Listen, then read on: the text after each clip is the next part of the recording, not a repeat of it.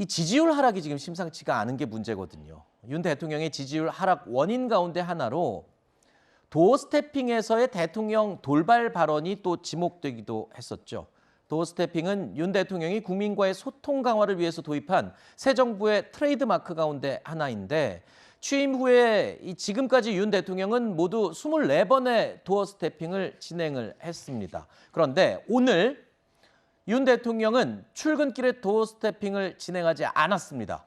외부 일정이 있을 경우에, 지방 일정이 있을 경우에 예외적으로 도어 스태핑을 하지 않은 적이 몇 번 있긴 했는데 외부 일정이 없는데도 불구하고 도어 스태핑을 하지 않은 것 취임 이후 오늘이 처음입니다. 그런데 알아봤더니 대통령실에서 잠정적으로 도어 스태핑을 중단한다라고 밝혔어요. 그런데 그 이유는 이 코로나19 확산 때문에 일단 잠정적으로 중단한다. 그리고 기자단의 취재도 최소화하는 방향으로 앞으로 당분간은 할 거다라고 했어요.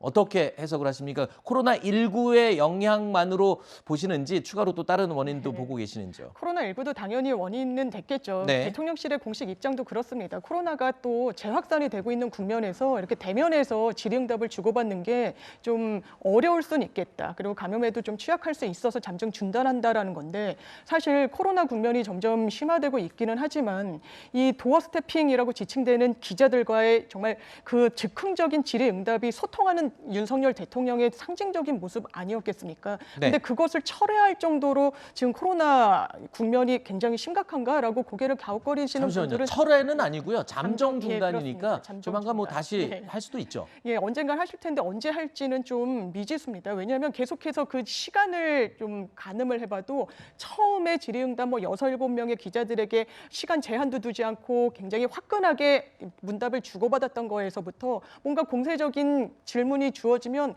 이른바 약간 언짢아하는 모습을 보이면서 전혀 국정 운영에 도움이 안 됐거든요. 저는 잠정적으로 이 부분을 처리한 건 잘한 선택이라고 보지만 네. 사실 국정 운영은 시행착오를 허용하는 그런 자리가 아닙니다. 대통령이라는 자리. 네네. 그러니까 아마추어라는 지적이 나오는 것이고 이런 부분과 관련해서는 도어 스태핑을 통해서 직접 기자들에게 지적을 받을 수 있는 그런 기회가 비교적 적어지더라도 네네. 마음에 새기셔야 될 겁니다. 알겠습니다. 뭐 국정 운영에 전혀 도움이 되지 않는다. 뭐 이렇게까지 말씀을 강하게 해주시긴 했는데 일단 그 대통령실에서는 이렇게 밝혔습니다. 실제로 지금 기자단 내에 코로나19 감염자가 발생을 했고 부득이하게 잠정적으로 중단했다라는 것. 그러니까 코로나19 확산이 주된 원인이라는 것은 분명한 것 같습니다. 자, 어쨌든 윤 대통령의 트레이드마크 같은 이 도어 스태핑 코로나가 좀 잠잠해지면 다시 또 재개되지 않을까 이렇게 추측을 해보겠습니다.